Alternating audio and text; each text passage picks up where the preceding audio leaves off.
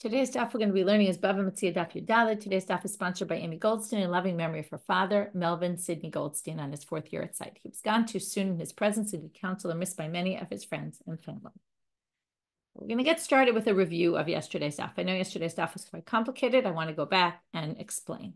Okay, first I saw some people ask about the lien property. Let's just talk about lien property in general and how it works. So I'll remind you of things we've discussed in the past, which is the concept here is that once there's a document, and that's why generally a milva al peh, and that's certainly what the rabbis hold, that even if it doesn't say achrayut, we assume achrayut nechasim, meaning there's a guarantee on the land, meaning if I don't pay back my loan, I default on the loan, you can go collect it from property I sold. And the assumption is that if someone bought the land, they would look into things. And if there was a document, people would know about it. Either because the court has records, so they could check the court's records. That's one reason. Another is we've seen in the past, the Gemara talks about a shtar has a kol. That means people hear about it. Once something's written, it's heard about. If it's just oral, not everybody knows about it. Once it's written, word gets around. Okay, so we have either one of those two reasons to explain why the shtar gets around. Okay, that's the first thing. Now, we have this case where we find shtarot on the ground. And we don't know who they belong to. And again, we say the malveh should have kept it. If it was paid back, the loveh should have kept it, or more likely the loveh should have ripped it up. So the question is, what's the status of these? Do we return them to the malveh, which means the malveh can collect them? Do we say nobody gets them? Do we say, right, what do we do with it? Do we assume it was paid back already? And then the question becomes, number one, the debate in the Mishnah is, Rabbi Meir distinguishes between whether there was a lien on property or there wasn't a lien on property. And the rabbis make no distinction. And again, very easily we can explain the rabbis, they make no distinction because even if you didn't write achrayut, we assume there is achrayut. Any kind of loan that you do with signatures, that means there was a loan. And if they didn't, it's because the sofer just forgot to put it in. So according to them, there'd be no reason to distinguish between land that was liened to property, land that wasn't liened to property. Okay, because any shtar, any written document about a loan is liened. That's number one. Rabbi Meir made a distinction because he doesn't hold that way. And then we had a debate within Rabbi Meir. Does he hold that if it has a lien, okay, obviously it's liened to property. If it's not liened to anything, then we had two approaches to understanding Rabbi Meir. Either there's no loan at all. It's basically like an oral loan, and there's no way you can even collect that. That's what some people think. Other people think, no. You just can't collect it from lien property. You could collect it from free property, right? Meaning what's free property? It means if I owe you money, then you can come collect it from my money, from money I have, land I have, but not from something I sold to somebody else. So now the big debate in our Mishnah, about the Mishnah was, is the debate in the Mishnah about a case where chayav modeh, where we found this shtar on the ground and the loveh agreed that it hadn't been paid back and that there was in fact a loan and it wasn't paid back? Or is the debate in the Mishnah about kishe'ein chayav modeh, okay, where the loveh said, what are you talking about? Either there was no such loan or I already paid it back. So now we're going to go through, okay, and the best review, which really will get to all the different approaches we saw, will be in the very end of our daf or the second part of our daf from the top of Yud Gimel, which was Rabbi Elazar and Rabbi Yochanan, who each have different approaches to what the machloket is about. So let's just go through the reviewing that, and then we'll move on to where we ended. Because it's important for me that this is clear, and I know from when I learned the sugya and from the sense I got from people yesterday that learning this once is not enough. You have to review it to put it kind of all together. So even though it might mean the class will be a little longer, I think it's worth it. Rabbi Elazar says that the machloket is when the loveh doesn't admit to there being a loan, or doesn't admit, or says it was paid back already. And then let's just talk about the first case. If the loveh does admit, everybody agrees. In other words, if the loveh says, I never pay back this loan, then of course we give it back to the malveh. Well, you say, of course. Why, of course? Theoretically, right? In other words, maybe, what did we say? Some people thought there was a chashash for a knunya, for a conspiracy. There was a concern that maybe the loveh is lying. The loveh really paid back the loan, the borrower, and just wants to claim no, because the borrower wants to get their land back that someone seized from them. So what do they say? I'll claim the loan wasn't paid back. Then they'll collect it. I don't have money to pay. So the creditor will go collect the land from the person I sold it to. And the borrower struck a deal with the creditor, and we'll split the land 50-50, and that way at least he gets back 50% of his land. So in that case, we wouldn't return it. When will we not return it in that case? When is there a chashash for knunya? Only if there's property lien. If there's no property lien, there's no concern. If there's no property lien, then we'd have to collect it only from the borrower. Well, if the borrower says, I didn't pay back the loan, he has no ulterior motive to be lying there because he, in the end, is the one who's going to have to pay it. So Rabbi Elazar, who basically says we give it back to the malveh, is clearly not worried about the knunya. He's not worried about a conspiracy. Otherwise, there's no way he would give it back. So everyone thinks you could give it back because if the lova says I didn't pay it back, we assume the lova is telling the truth. I didn't pay it back. We give it to the malveh. They can collect it from whoever they want. Now that's Rabbi Elazar's approach in chayav modeh. But the machloket, Rabbi Meir and the rabbis, is a case of ein chayav modeh. If you want, you could look at yesterday's chart and follow. Okay, I'm following in there to help me also do the review. Now, if the lova doesn't admit, and the lova says I paid it back, well, now we have a debate between Rabbi Meir and the rabbis. According to this explanation, and this matches Shmuel in the previous sugya, which is the rabbis say, look, if it doesn't have a kriyat nechasim, or it does have a kriyat nechasim, it's as if it does, right? And therefore, either which way, we don't give it back because the lova claims the lova paid the money. And we trust the lova. Again, the lova would have to take an oath, a shvuat hesed, and say, I really paid the money back.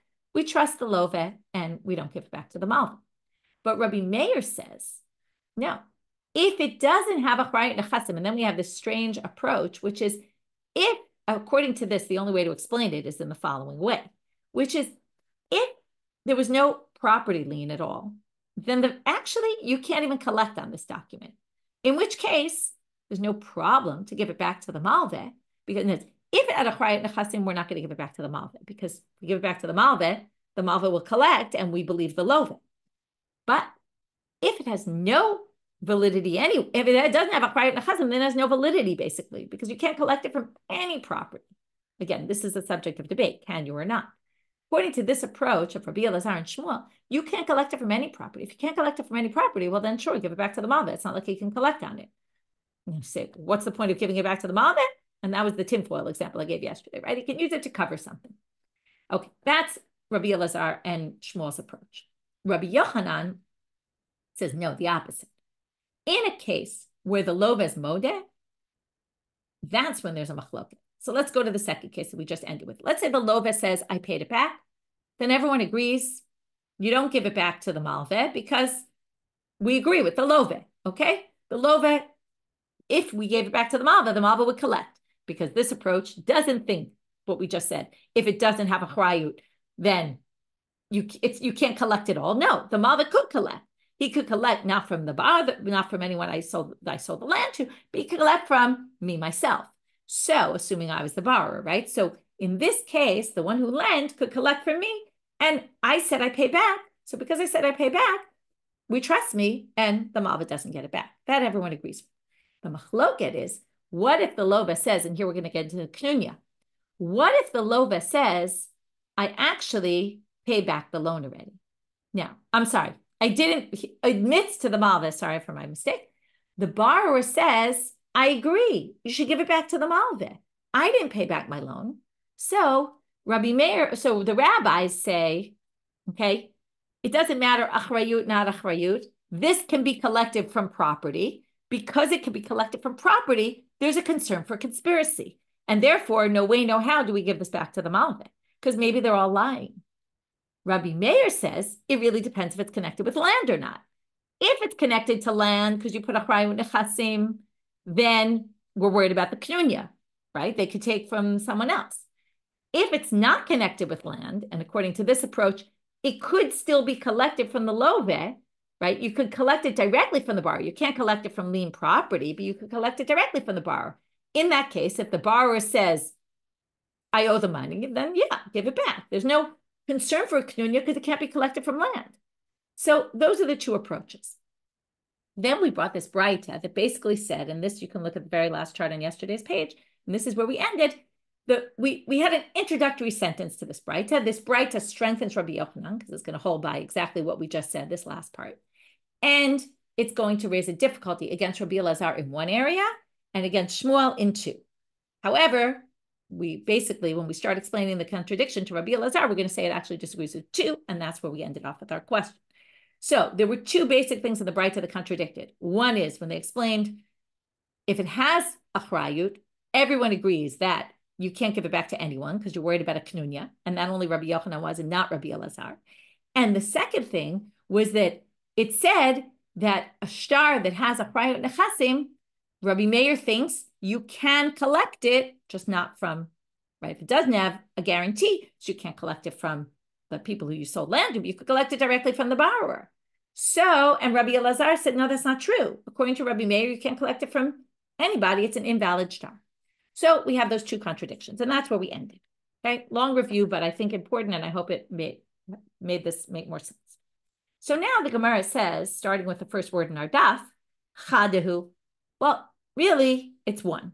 Dechad ta'amhu. It all, what does it mean it's two or one? Well, the fact that Rabbi Elazar held those two things, one was dependent on the other. Because mishum de ka'amar Rabbi Elazar machloket b'she'en chayav modeh, once he believed that the machloket was when the lovet doesn't admit he owes the money, hu mitare tachi, and that he had no choice but to explain the other. In other words, those two answers are dependent one on the other. Because there's no way, once you say one thing, you have to be led to say the other. Once you say the Mishnah is talking about this case, that leads you to have to, the only way to explain Rabbi Meir then is to say that he thinks if it doesn't have achrayut nechasim, you can't collect it at all, in which case that's why he has no problem giving it back to the Malvin. So the two are intertwined. Okay, well, now we're going to have a problem because Rabbi Elazar and Shmuel basically say the same thing. And what did we say? It's a problem. This braita poses a problem to Rabbi Elazar in one way and Shmuel in two ways.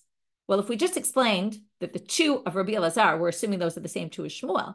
And if that's the case, well, we just explained the two is really one. So how could you in the same sentence say there's one difficulty with Rabbi Elazar? Because we view the two as one. And then you say there's two difficulties against Shmuel. So let's see. So, okay, so again, it's one reason because Mishum de Kamar Rabbi Elazar machloket b'she'en chayav modeh hu mitare tachi, he explained that. Tiyufta de Shmuel b'tarti. So now the fact that we have a problem with Shmuel in two ways. Well, chadek Rabbi Elazar. One is the two of Rabbi Elazar, which we count as one. Now we're going to learn that there's a problem with Shmuel from some other statement Shmuel said. Not from what we already learned about Shmuel, but something else he said. Another contradiction between this braita and Shmuel. Shmuel is going to play a prominent role in our daf today. We're going to have a lot of questions on Shmuel. Daham moke matnitin, and on different statements of Shmuel. Daham moke matnitin b'she'en chayav modeh. Okay, so again, this is just a review. Shmuel says the machloket in our Mishnah is when the lovet doesn't admit. The lovet says, I pay back the money. And that's when Rabbi Meir and the rabbis have a machloket. That's one. V'chada, and the other one is to Amar Shmuel, matzah shtar hakna'a bashuk, yachzir leba'alim, v'lo chashina lepira'on. So of course they're going to explain what Shmuel says, and then we're going to explain how we see a contradiction to this, because the contradiction is not so clear. I will put it out there that there's a bit of a difficulty in this contradiction, but we'll try to explain it as best as we can. Shmuel says, if you find shtarei hakna, remember what that is? That's a shtar where the lovet commits in writing the document, even if a loan didn't happen yet. I'm already committing that you can collect my land from now. And even really, he means even in the event there isn't the loan. It's a little bit of a strange thing to write, but perhaps he so much wants the loan that he's trying to say, I am so committed to paying this back here. You can collect my land already even now. If you find that kind of a document in the shuk, yachzir leba'alim, you can return it right away to the owners. And we're not worried, lo chashina lepira'on. We're not worried that maybe it was paid back. Why are we not worried it was paid back? Because the assumption is if it was really paid back, the lovet would have torn it up. That's usually what happens. The lovet doesn't want to have to pay again, right? So once it's paid back, we assume the lovet tears it up and we're not worried about it. Now, how does that contradict the braita? Well, to Yuvta, dikatane hacha, in the braita it says, afal pisha shnehem modim. This was the case where they're is a property lien in the document, even though they both admit, meaning the malva says it's a good star, I didn't get my money back yet, and the lova says I didn't pay the money back yet. Lo yachzir lo lezeh velo lezeh. Nobody gets it back. Why? Alma chashinan lepiraon. Now, it's a little bit tricky because what's the issue? Now we're going to sort of neutralize one element here or ignore it. But the premise of that halacha is what? We're worried that even though the borrower says, I didn't give back the money yet, maybe the borrower did pay the money back. And what's the problem? We're worried about a knunya, that there's a conspiracy here. Now we're going to ignore the conspiracy element, but perhaps what Shmuel said a minute ago was, we're not worried about Piraon. Why not? Because we assume once it was paid back, the lova ripped up the document. So if we have a document that we find on the street, we assume the lova didn't pay it back yet. In this case, we say, even though the lova said I didn't pay it back, maybe the lova paid it back, even though it's not ripped, right? So it'd be weird that we would think that maybe the lova paid it back. It should be ripped. Now, if the lova says, I didn't pay it back yet, and we think maybe the lova did pay it back, the borrower did pay it back, all the more so, kol sheken hacha de lo modele de chashin al piraon. All the more so, if the borrower says, I did pay it back, we should be concerned that maybe he did pay it back. In other words, why in a case where the lova says, I paid it back, I'm sorry, I didn't pay it back, we think maybe he paid it back. All the more so, if the lova says, I didn't pay it back, we're going to assume the borrower did pay it back. Where he says, I did pay it back. So it makes no sense to say that. So basically, that's the second contradiction of Shmuel. And in fact, we don't resolve these contradictions. We basically say this braita seems to have a different approach than Shmuel and Rabbi Elazar have and poses a difficulty to their approach. Amar Shmuel. Now we go back to something which we already know, but we'll see it inside now. Shmuel explains now the position of the rabbis. My time at the Rabbanan, Savre, that they don't distinguish between achrayut and chasim. Yesh achrayut, ein achrayut. There is guarantee, there isn't a guarantee in the document. Savar achrayut tot soferhu. Right? Because they think the sofer just forgot to put it in, and you have a document without it, it's as if it's in it. This is like we talked about the ketubah. Even if you don't have a ketubah, it's as if you have a ketubah, because it's such a given that even if it's not written, you have it. This is kind of similar. Even though it's not written, it's as if it's written. Amalei Rava bar Itai Rav Idi bar Av. So now we're going to question Shmuel from something else he says. That's why I said we're going to have a lot of issues with statements Shmuel makes today and contradictory statements of Shmuel that he made somewhere else. Does Shmuel really assume that if you don't write achrayut and ishtar, it's as if it was written?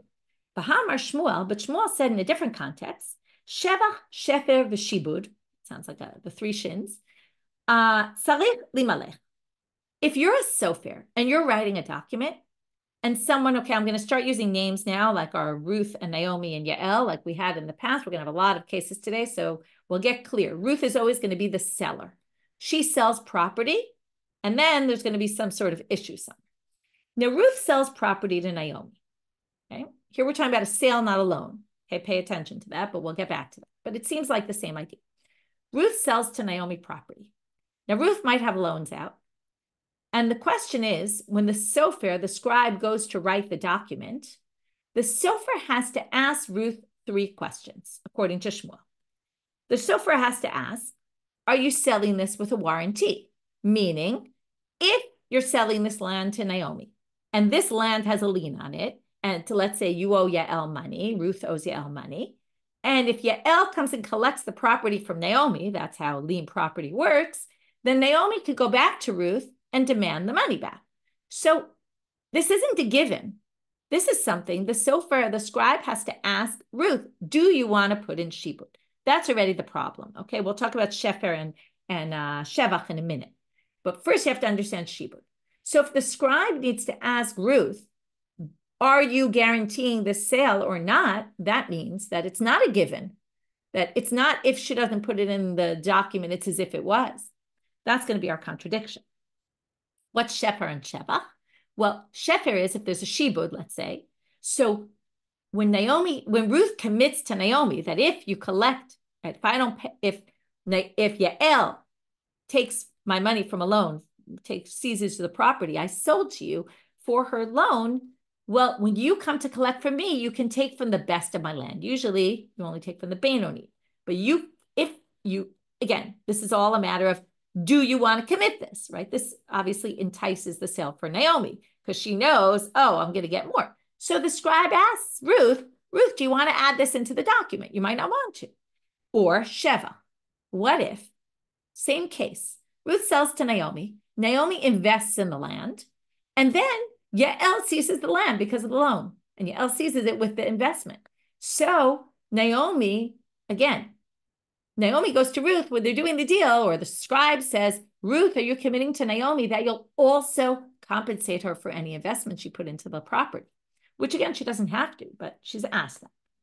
So if that's the case, again, the really only one that concerned us was the shibud, which means it's not a te'ut sofer.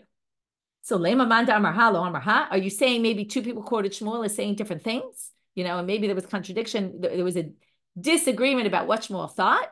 Is shibud achrayut te'ut sofer, or is it not? Right? Do we assume it's written in even if it's not? Lo kasha, no. This isn't a difficulty at all. Kam b'shtar hava'ah, and we're going to say in a minute, kam b'mekach u'memkar. Remember, the case I just told you about the scribe checking was in a sale when Ruth was selling property to Naomi, not when somebody was taking out a loan from somebody else. When you're taking out a loan and you don't write, I'm guaranteeing the loan, meaning you can collect this loan for my property, we assume it was written in. Why? Well, what idiot would lend money to someone without having a guarantee? Okay? Nobody would give money without having a guarantee on it.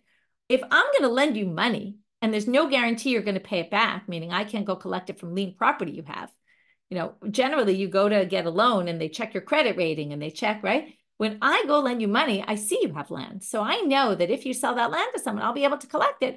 I know I'll get my money back. Now, remember, in a loan, it's a one-sided thing. I'm not gaining anything. You're gaining everything. I'm loaning you money. Why would I do that at full risk to myself? So achrayut is te'ut sofer. But in a sale, Naomi might buy the land even without a guarantee. Why? Because sometimes people even buy land for a day. In other words, if Naomi knows that Ruth has some loans out, she still might buy the land, even knowing that maybe Yael will come collect the property from her, because she knows that probably it won't be tomorrow. Probably, if it does happen, it'll be in half a year, in a year. I'll have time to invest in the land, to make money off the land.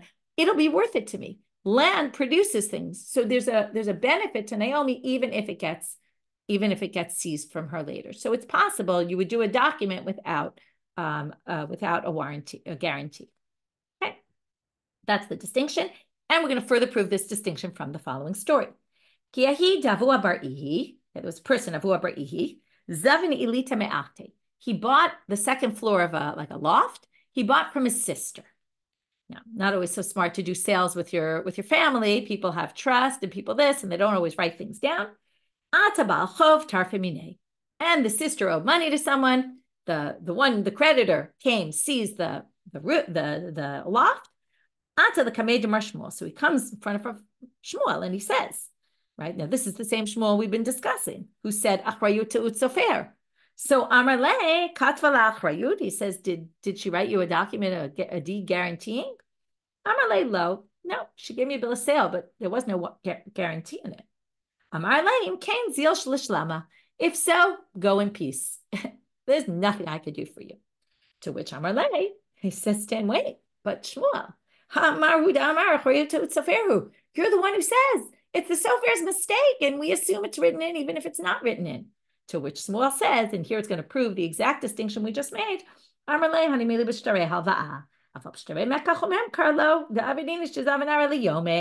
only in a loan. In a sale, no, you gained, you got that upper house for a bunch of time, you used it, you benefited from it. People do that, and no, we don't assume. If you wanted a warranty, you should have written it in the document. Okay, that's it for that section. Now we have a repeat sugya from Bava Kama, the beginning of Bava Kama. You might remember. If not, we'll review it anyway. Amar Abaye. This is just, since we're talking about liened property, we get off on a tangent about some issues about liened property. Again, we'll go back to our Ruth and Naomi. Ruth sells property to Naomi. So Reuven shemachar sadeh l'Shimon ba'achrayut. Ruth sells land to Naomi with achrayut, okay? If Yael, who's my creditor, collects it from you, Naomi, or any creditor I might have, Ruth says to her, you can demand money back from me. Now, Baba chov de Reuven, so Yael comes, and goes straight to Naomi to collect the land, to seize the property, which is fair.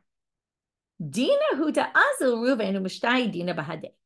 Well, Reuven, who in our case is Ruth can deal with Yael directly. Let's say Yael goes and takes the land from Naomi or goes to seize the land. And Ruth knows this is happening. And Ruth says, but I paid this back.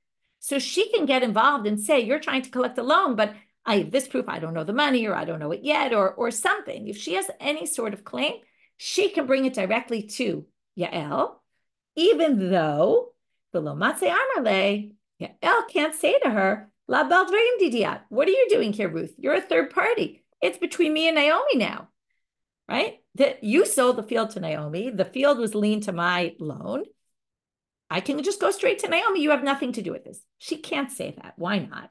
To Amarle, because remember, in this case, Ruth sold the land to Naomi with a guarantee. That means that if Yael collects from Naomi, Naomi's going to go right back to Ruth and say, give me my money back. So of course, Ruth is a connected party.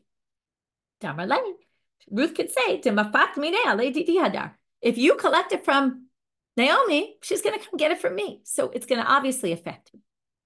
But Ika de Amre, some people say, and that makes it sound like, but if there's no achrayut, if Ruth sold her land to Naomi without any responsibility, then she's really not a party here because the property was liened. It's Naomi's tough luck. But Ika de Amre, some people say, and this is fascinating, and we're going to see a bunch of examples of this throughout Masechet Bava Metzia, afilu shelo ba'achrayut nami.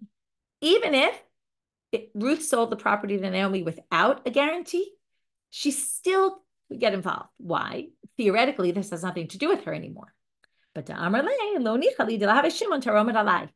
nice relationship with Naomi, Ruth says. I don't want Naomi to be angry at me. She's going to be very angry if this loan gets collected from the land that she bought from me. Now, she knew she was entering into a risky operation, but still, she's going to be very angry with me. So Ruth is still an involved party just because, and this is a word we're going to see a bunch of times, atar omet. Just because Naomi can issue a complaint against her, now a complaint doesn't go anywhere. It's just a complaint. But still, that's enough for Ruth to say, I'm an involved party. But Amar Abaye, another halacha of Abaye having to do with lien property. Reuven shemachar sadeh l'Shimon shelo ba'achrayut. Now, we're in the middle of this sale. Ruth is selling to Naomi without achrayut. V'yetzu aleha asikin. And all of a sudden, some rumors start. People start saying, that land's not Ruth's. Like some people are claiming rights to the land. Ad shelo hechazik ba. If Naomi hasn't yet done a chazaka on the land, which we'll see later what could count as a chazaka, although they're only going to give us one example. There's many examples. But if she hasn't done an act of acquiring the land, yachol lachzor bo. She can change her mind. In other words, she might have agreed to the deal. So she could still change her mind as long as she hasn't done a chazaka on the land, okay, an act of acquiring the land, because she could say, I'm reneging on the deal because I hear all these rumors. Now, remember, they're just rumors. They're not proven that the land isn't Ruth's. They're just rumors. But mishechzikba, once she acquires the land, does some sort of act that shows her ownership over it, eino yachol lachzor bo. Okay, we're at the top of Amabet now. She can no longer change her mind about it, Naomi. Damarle, because Ruth can say to her, chayata dekatre sefat v'kabot. You didn't do your homework well. You bought a bag tied up with a ribbon, with a string, and you didn't look what was in the bag. You should have checked. Right, it's your job when you're buying something to look at it. Right, you come home from the vegetable store and you see that in your bag there's rotten vegetables. Right, you say to myself, "Oh, that was not smart of me to have not checked check the fruits well enough. It's your fault." You go back to the store and say, "Hey, I bought rotten fruit." They'll say, "Why didn't you notice it was rotten before you bought it?" So, maybe you could, but I don't know. That's a good question, depending on your fruit store and how nice the owners are and how well they know you. But in any case, basically, you didn't look at what you were buying and you should have looked into it, and don't complain to me now. It's too late. So what is considered a chazaka? Michidayish ametzre. What's michidayish ametzre? Well, different opinions, but when you either signify, you note the borders of the field, or you walk around the borders of your field to kind of take ownership over it. Commentaries say, why are they mentioning this one? There's so many other ways of doing a chazaka, but okay, this is one of them. And this really, some of the commentaries say also, this is so not the place to be talking about what is a chazaka, why are you even getting into this? Okay, fine. Side point, let's move back. But Ika de Amre, some people say, afilu ba'achrayut nami. Even if, okay, what's our case? Let's go back. Reuven, right, which is Ruth, sells to Shimon, okay? And now we said without achrayut. Now let's say Ruth sells to Naomi with a guarantee. And all of a sudden, they hear these rumors starting to be spread. Now you could say, there's guarantee, well, maybe then Naomi can renege, even after a chazaka. No. Some people say, even with achrayut, she can't renege. Why? Ta'amar lei, Ruth can say to Naomi, ach betarfech v'ashalem lach. This is all rumors right now. Ruth can say to Naomi, listen, show me a deed that shows that they seized the property from you, and I'll give you back the money. But until that point, I don't owe you anything. Yeah, so there's rumors that say I stole the land, but until there's a loss for you, right now there's no loss for you. You have the property. If they seize it from you, come to me and I'll give you the money back. But until that point, you can't renege on the deal. Okay, this is our last section for today. We're going to start it and, it'll take us till the end of the daf, which is this machloka between Rav and Shmuel. And again, as I told you, Shmuel is the key person today. We're going to only really raise questions on Shmuel's approach. Itmar.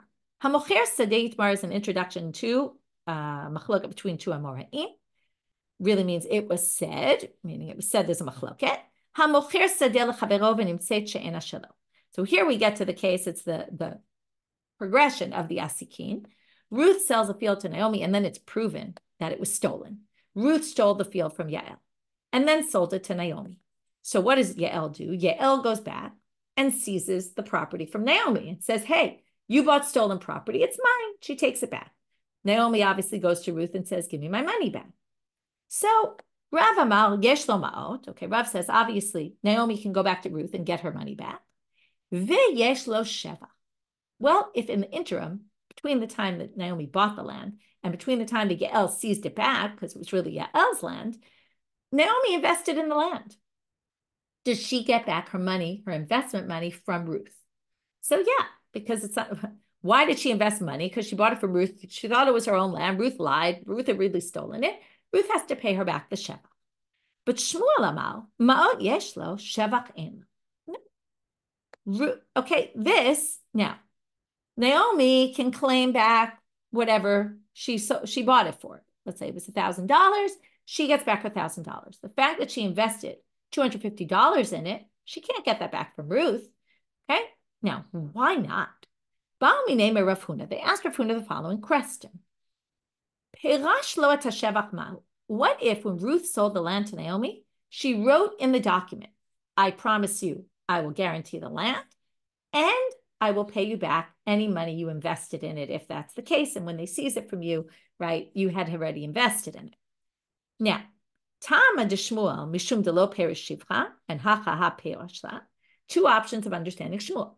Did Shmuel say that Naomi can't get the enhancement money back, her investment, because that wasn't part of the deal? But if it was part of the deal and it was explicitly stated in the contract, then she would be able to. O Dilma, or perhaps maybe he has a different reason entirely. And this is very interesting. Tame de Shmuel, kevan delete karka, merse kiribit. In a normal case, let's just take a regular case. Ruth sells property to Naomi. It was Ruth's property to sell, but Ruth had a loan out with Yael. Yael seizes the property from Naomi. Naomi had enhanced the land. If part of the agreement of the achrayut was, well, if you enhance the land, I'll even give you that back, then Ruth would obviously have to give it back. Okay? Because what happened here? Naomi got land, she invested, the land goes back to someone else, she goes back to Ruth and gets her $1,250 back. But in this case, Ruth sold land to Naomi, but there really was no land to sell. So it was as if, or perhaps, it was as if no sale really happened, right? Because Ruth sold something she didn't own.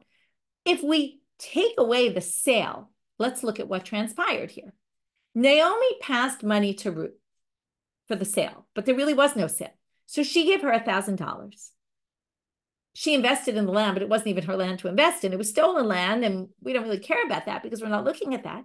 She returns now, if Ruth is going to return also the money of the investment, Ruth got $1,000 from Naomi, and she now returns $1,250.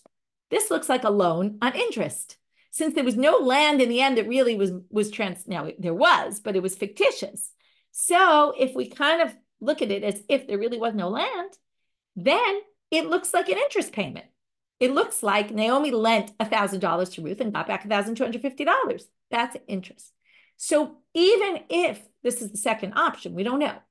Even if she committed to pay the enhancements, perhaps she can't because this looks like interest. Again, when Naomi made the deal with Ruth, she didn't know that it was stolen land. So it would have worked in a normal case, the enhancements and the fact that she wrote it in. But because there is no land really here that transferred ownership, this looks like rebate. So what's the answer? So Rav Huna says, Amarle, in vela v'rafi biyade. Okay, that's a statement that means yes and no, and I'm not sure. Okay, this is like saying yes, no, and maybe all at the same time. I don't really know. In other words, at some point, maybe he thought yes, then he thought no, then he said, I'm not sure. He doesn't really know what Shmuel held.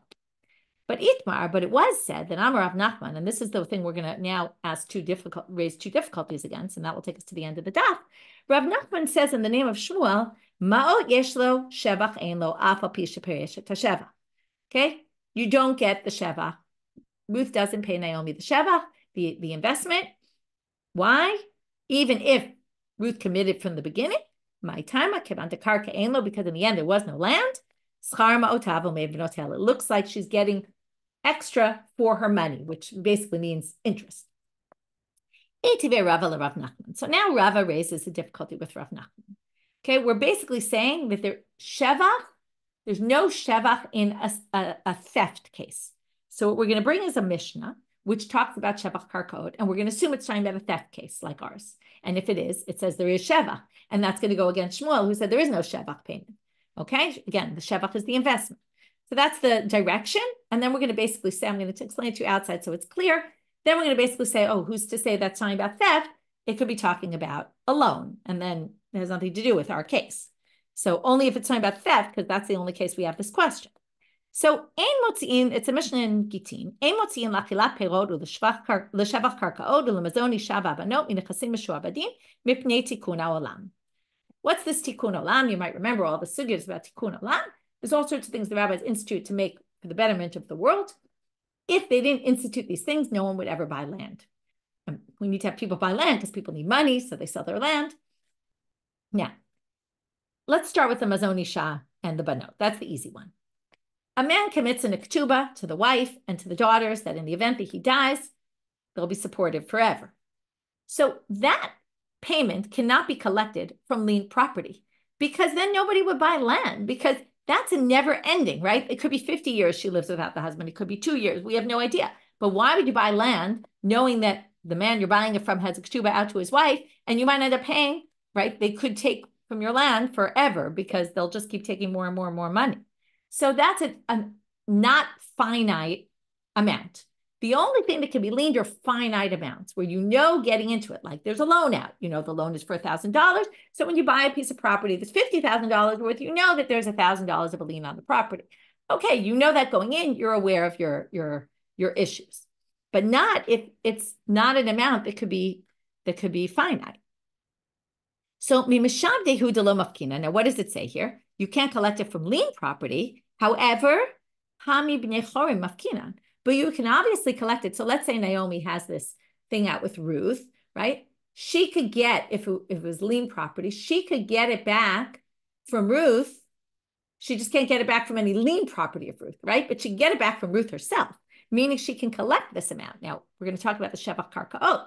Shevach karkaot also could be collected. So v'katani miya l'shevach karkaot, meaning can't be collected from lien property, the investment, but the investment could be collected. Now, what investment are we talking about if not the investment of our case? My lab belokach migazlan. Maybe that's the case where, again, Ruth sold stolen property to Naomi. Naomi invested, and now she wants to get back the investment from Ruth. She could take it from Ruth's money. She just can't take it from property that Ruth sold to somebody else, but she could take it from Ruth herself. That's what the Mishnah says, right? It's not a lien thing. She can't get it from lien property of Ruth, but she could get it from Ruth herself. So then we say, Lo, why are you assuming that that's the case? It could be Baal Chov. It could be a case of a Baal Chov, meaning if Naomi bought land from Ruth, Naomi invested, and then Yael, the creditor of Ruth, came and seized the property from Naomi, took it away with the enhancements, then with the investment, then Naomi can go back to Ruth and get the investment back. But not necessarily in the theft case. And that's what we said. We distinguished between those two cases. Baal Chov, yes, because there was land there and there was a sale. Only theft was a problem because there's no sale really, and therefore it looks like interest. So they say, how can you say it's a Baal Chov? Because then the Mishnah is not parallel. Because look at the other case we ignored, which is Ema Reisha, Emotzi and Lachilat Perot. Now, what's Lachilat Perot? Ibe Baal Chov Mi'id Lepere. Okay. If Yael sees property from Naomi that Ruth owed in a loan, and she took the fruits that were growing there, Naomi's not allowed to demand that from Ruth. That's just a fact. Hamar Shmuel, Baal Chov goveh et hashevach, shevach in aval perot lo. Okay, when Yael seizes the property, okay, she can take the shevach, she can't take the perot. So Naomi can't go demanding the perot back from, and Naomi can't get the perot back from Ruth. So that is something we can't do. Ela pshita begozel v'nigzal. So now, it must be, it's a gozel unigzal case. She could get the payroll in a gozel unigzal case. You would have to say, what payroll can she get if she can't get the enhancements? How can Naomi claim back the payroll? It must be that when she bought it, there were payroll in there. And therefore, when she took it, she gets to get back what she paid for the payroll. So she gets to get that back from, whatever was growing in the field at the time she bought it. She bought the land for extra money because there were already fruits growing. So if it's gozel v'nigzal, right? El pshita gozel v'nigzal, because we know if it's a Baal Chov, she can't collect it. Only in the gozel v'nigzal case, she can collect the payroll. In which case, midrasha gozel v'nigzal, seifa nami gozel v'nigzal. The seifa must be also, in which case we have a problem because shevach karkaot is in a nigzal, gozel v'nigzal, and Shmuel said there is no shevach in a gozel v'nigzal case. So in a theft case. So when they say, well, why do you assume shevach payroll and achila, shevach karka and achila payroll have to be about the same thing? Midiria, hakadita bakadita. You could say, when it said in the Mishnah, achila perot, it means in a Baal Chov case. And when it said about in the theft case. And when it said about Shevach Karkot, it was talking about a creditor case and not a theft case. And then you would have no problem. But they say, that's very nice in theory, but halotani hachi. But there's a braita that disagrees with that. There's a braita explaining that Mishnah. L'shevach karkaot ketzad. What is the case of Shevach Karkot? And now we're going to see it's clearly a case of theft. And then we're back to square one. This raises the question on Shmuel. Because Shevach Karkaot, in theft, there's a payment of Shevach. Ruth would have to pay the enhancements. And Shmuel said she does it because it looks like interest.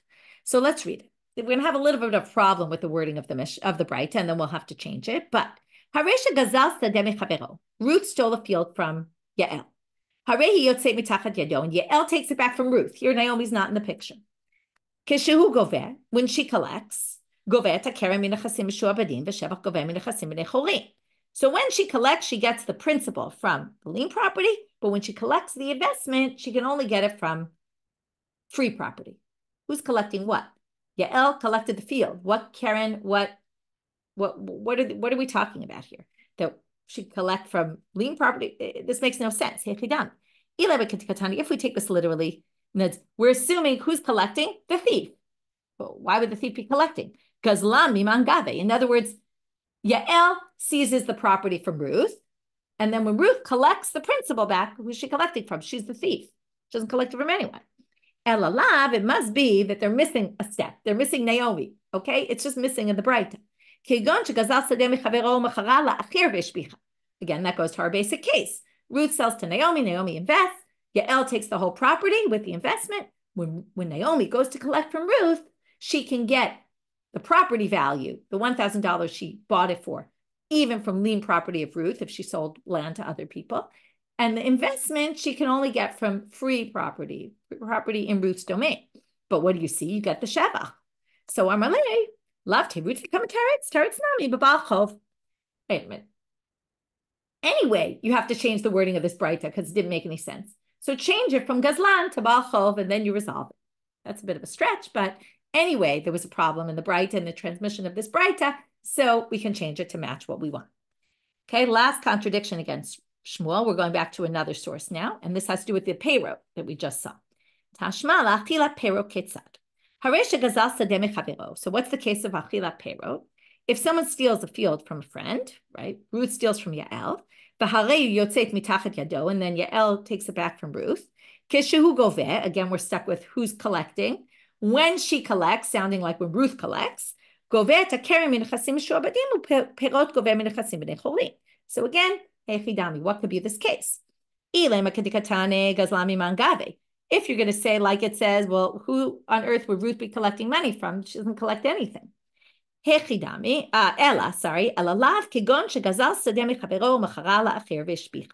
must be that she sold it to Naomi, and then it went up, right? Naomi invested payroll in it. And then, right, in other words, Naomi ended up growing fruits in the field.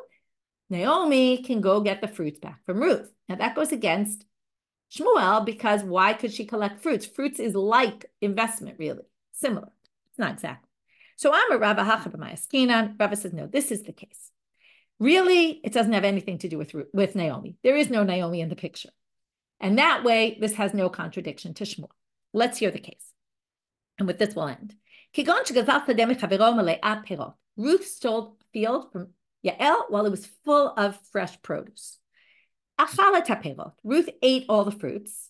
And now, she did two things. Number one, she ate all the fruits. Number two, she destroyed the land. She dug holes, ditches, all that. So now what happened? So comes Yael and seizes the property back, but the property is already deep down in value. Number one, she's lost all the payroll. Number two, she's ruined the field. So Govea Takere, now we have a case where she's actually collecting the principal. Because what does it mean? It means she took back the land. Let's say instead of being worth $1,000 now, let's say it was worth $1,000 plus the $250 worth of fruits.